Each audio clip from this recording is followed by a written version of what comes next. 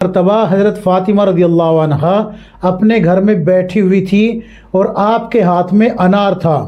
دروازے پہ ایک سوالی آیا، آ کے اس نے کہا کہ اللہ کے نام پہ کچھ دے دیجئے۔ تو حضرت فاطمہ رضی اللہ عنہ کے ہاتھ میں جو انار تھا وہ اس نے سوالی کو دے دیا۔ حضرت فاطمہ رضی اللہ عنہ نے وہ انار سوالی کو دے دیا اور سوالی کو دے کے آپ گھر میں واپس آ گئی۔ کچھ دیر کے بعد دروازے پہ دستک ہوتی ہے۔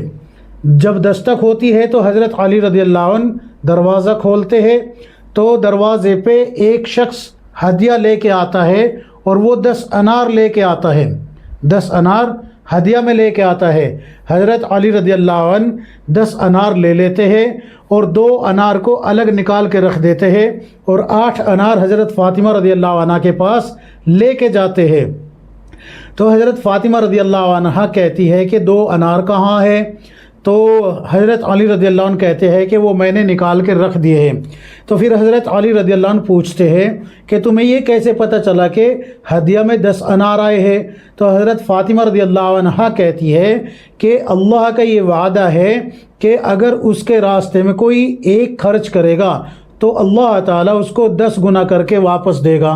تو میں نے 1 انار اللہ کے رضا کے لیے، اللہ کی رضا کے لیے، اللہ کے راستے میں دیا ہے، تو اللہ تبارک و تعالیٰ اپنے وعدے کے خلاف نہیں کرے گا، اس نے 10 انار ہی بھیجے ہیں۔ تو حضرت علی رضی اللہ عنہ کہتے ہیں کہ ہاں 10 ہی آئے ہیں۔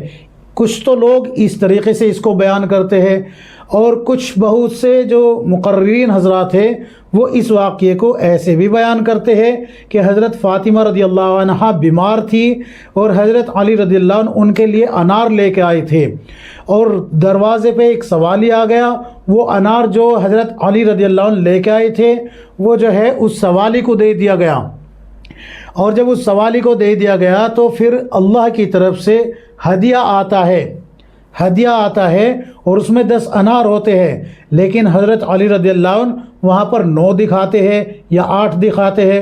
مختلف طریقوں سے لوگ اس کو بیان کرتے ہیں۔ تو کیا ہے اس واقعے کی حقیقت؟ بنوری ٹاؤن کا فتویٰ کھول کے دیکھیں، سائٹ پہ جا کے آپ کو پوری تفصیل مل جائے گی۔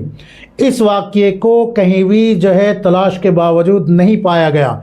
تلاش کرنے کے باوجود یہ واقعہ کہیں بھی مستند کتابوں میں نہیں ملا، اور بنوری ٹاؤن کا جو فتویٰ ہے اس میں نیچے یہ بات لکھی گئی ہے کہ جب اس کا کوئی ثبوت ہی نہیں ملتا تو اس کو بیان بھی نہیں کیا جا سکتا۔ جو لوگ اس کو بیان کرتے ہیں ان کو جو ہے اس کو بیان کرنے سے رک جانا چاہیے۔ یہ بنوری